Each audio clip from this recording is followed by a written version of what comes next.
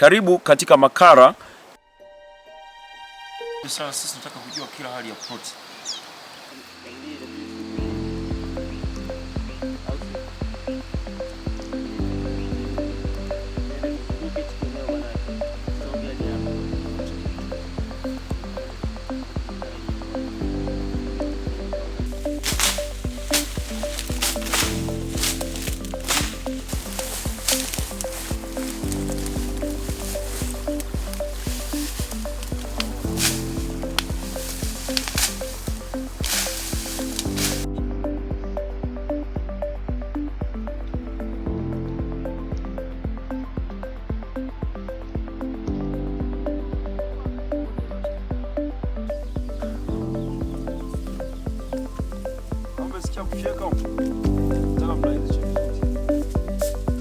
Hii ni ploti namba 2 ambayo bado haijafanyiwa weeding, na vijana tayari wameshaingia kazini, tayari wanaanza kufyeka haya maeneo, wanaendelea kusafisha kwa ajili ya miti iweze kuonekana vizuri.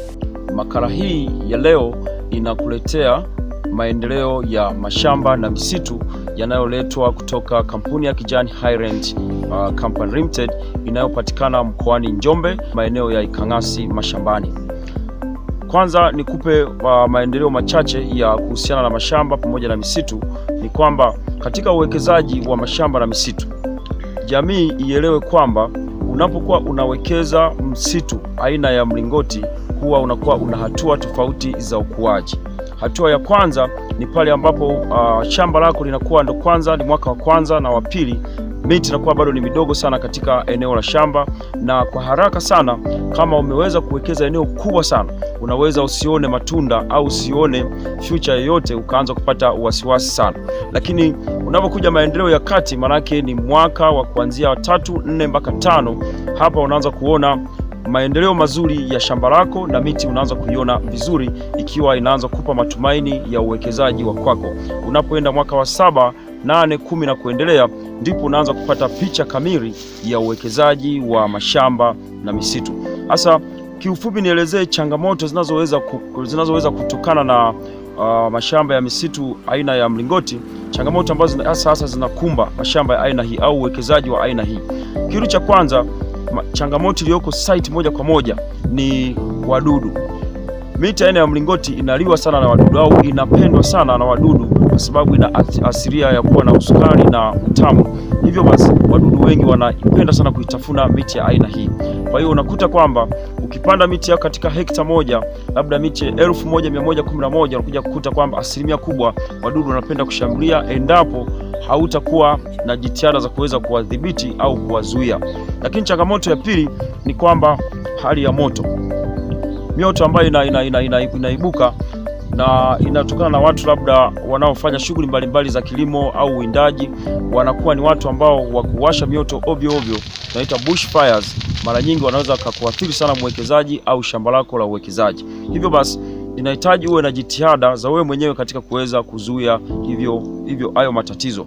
Lakini kwa upande wa wadudu, manake kuna dawa ambazo zinatumika kwa ajili ya kuweza kutibu, lakini vile vile tunafanya kazi ya kupalilia yale mashamba kwa mifumo tofauti tofauti. Inaweza kuwa kwa njia ya kuchana njia, inaweza kuwa kwa njia ya kusafisha eneo zima, inaweza kuwa kwa njia ya kulima shamba.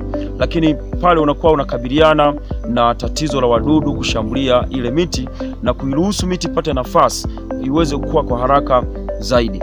Lakini pia tunatumia njia za moto au fire break ambazo zinakuwa zinatengenezwa kuzunguka shamba au mipaka kuzunguka shamba, lakini pia unagawa ploti kwa ajili ya kukabiliana tatizo la moto. Hivyo basi kama unavyoweza kuona, hii ni picha halisi jinsi kazi zetu zinavyoweza kufanyika katika kunusuru mashamba ya uwekezaji, ili mwisho wa siku tuweze kupata kile kitu ambacho kinahitajika vizuri. Na kutokana na jitihada hizi ambazo unakuta wafanyakazi wanaendelea kusafisha mashamba, wengine wanatengeneza njia za moto na wengine wanaendelea kupalilia, unakuta kwamba tayari tuna kiwango cha miti ambayo ndio iko stage ya kwanza inakuwa kama unavyoona. Lakini ukija hii ambayo unaiona mbele yako, tayari ipo kiwango cha kati, inaonyesha kwamba inapata nguvu, inakuwa. Na hiyo ambayo unaiona tena ni mikubwa tayari, manake hapo sasa unakuwa umeshapambana na changamoto, miti inakwenda vizuri zaidi. Kwa siku ya leo huku site, shughuli kubwa ambayo imetuleta ni shughuli ya kuweza kutengeneza ramani nzima ya mashamba yetu ambayo wawekezaji wapo kwa kufuata ploti kwa ploti, ukubwa wa ploti na sifa ya kila ploti. Ndio maana unakuta kwamba kuanzia ploti namba 1 mpaka ploti namba 16 tayari tumeshazitengenezea ramani vizuri na tumeshapata sifa kwa ufanisi wa hali ya juu sana na kuweza kujua maendeleo ya kila ploti. Kwa hiyo ndio kazi kubwa ambayo imekuwa imetuleta siku ya leo site, pamoja na kukuletea makala hii ambaye unaweza kuisikiliza vizuri na ukawa na nia ya kuweza kuwekeza. Unaweza kuwa na nafasi nzuri kabisa ya kufanya uwekezaji. Kikubwa ni wakaribisha wawekezaji kwamba dhana ya uwekezaji inaendana kabisa na dhana ya viwanda. Unapokuwa unawekeza unategemea kwamba fedha unaiweka leo ikiwa hela chache, lakini baada ya miaka au baada ya muda utakao unasubiri fedha ile huwa inakuwa, na kama inakuwa maana kuna matokeo makubwa sana ambayo unayapata. Hivyo tunawakaribisha wawekezaji wa ndani na nje ya nchi, wawekezaji wadogo wadogo, wawekezaji wa kati na wawekezaji wakubwa kuja kuwekeza katika kampuni ya Kijani Highlands ikiwa inashirikiana na kampuni ya R2BC tukiwa huku Njombe. Uwekeze kwa jitihada ambazo sisi tutaweza kufanya ili uweze kufanikisha malengo yako katika uwekezaji. Makala hii imeletwa na General Manager wa kampuni ya Kijani Highlands Limited ikiwepo hapa Njombe maeneo ya Lupembe site. Yeah, this is the fire line, the outer fire line. It take about 6 meter wide.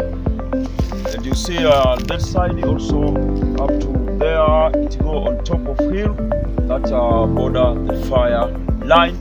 And the next side is the farm of Jaffe. The road along the river side, it distinguish the plot number 1 and then plot number 5.